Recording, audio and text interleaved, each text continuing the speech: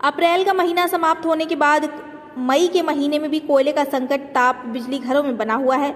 देश के 100 से ज़्यादा बिजली घर कोयला संकट से घिरे हुए हैं। हालांकि इस बीच मौसम बदलने से बिजली की मांग में भी कमी देखी जा रही है, जिसके चलते देश भर में 38.7 मिलियन यूनिट बिजली की कमी रिकॉर्ड की गई है, जो 2 दिन पहले तक 68 मिलियन यूनिट तक चली गई थी।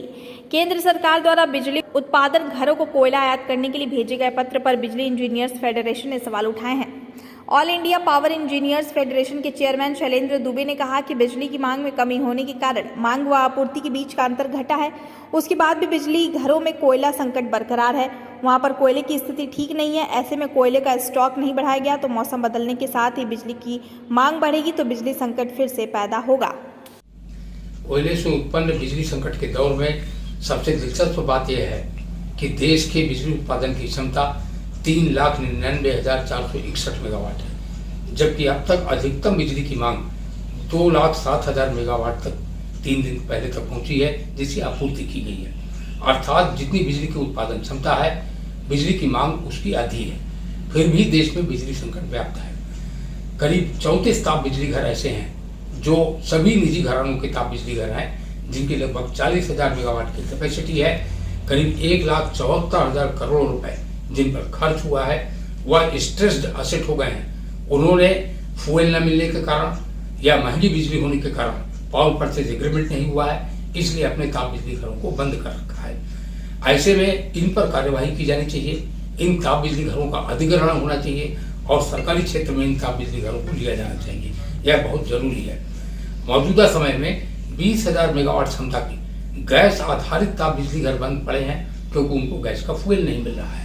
तो एक और देश में बिजली का संकट है, दूसरी ओर इतने बड़ी तादाद में stressed asset thermal power station हो गए हैं और जो निजी घराने हैं वो बैंक का भी कर्जा नहीं चुका रहे हैं, बिजली भी नहीं बना रहे हैं और फिक्स कास्ट के तहत वितरण कंपनियों को उनको भुगतान भी करना पड़ रहा है। इसलिए मैं केंद्र सरकार से अपील करूंगा कि केंद्र सरकार प्राथमिकता पर इसमें हस्तक्षेप करे और इन ताप बिजली घरों को या तो चलवाया जाए या इनका सरकारी क्षेत्र में अधिग्रहण किया जाए।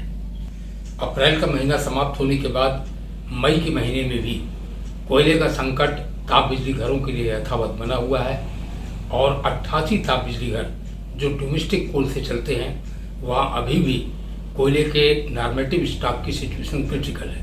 क्रिटिकल का अर्थ होता है वहाँ अभी भी 25% से कम कोयला है। 18 ताप बिजली घर जो आयातित कोयले पर चलते हैं उनमें से 12 ताप बिजली घरों में क्रिटिकल पोजीशन है, 25% से कम कोयला है। 8 ताप बिजली घर ऐसे हैं जो कोयला उपलब्ध न होने के कारण पूरी तरह से बंद है। तो देश के 173 ताप बिजली घरों में 108 ताप बिजली घर अभी भी कोयले के संकट से जूझ रहे हैं। लेकिन कल मौसम बदलने के बाद बिजली की मांग में कमी हुई है और बिजली की मांग में कमी होने के चलते देश भर में 38.7 मिलियन यूनिट बिजली की कमी रिकॉर्ड की गई, जो 2 दिन पहले तक 68 मिलियन यूनिट तक प्रतिदिन चली गई थी। तो बिजली की मांग में कमी होने के कारण जो मांग और आपूर्ति के बीच का अंतर है वह घटा है, लेकिन कोयले की स्थिति इंप्रूव नहीं हुई है।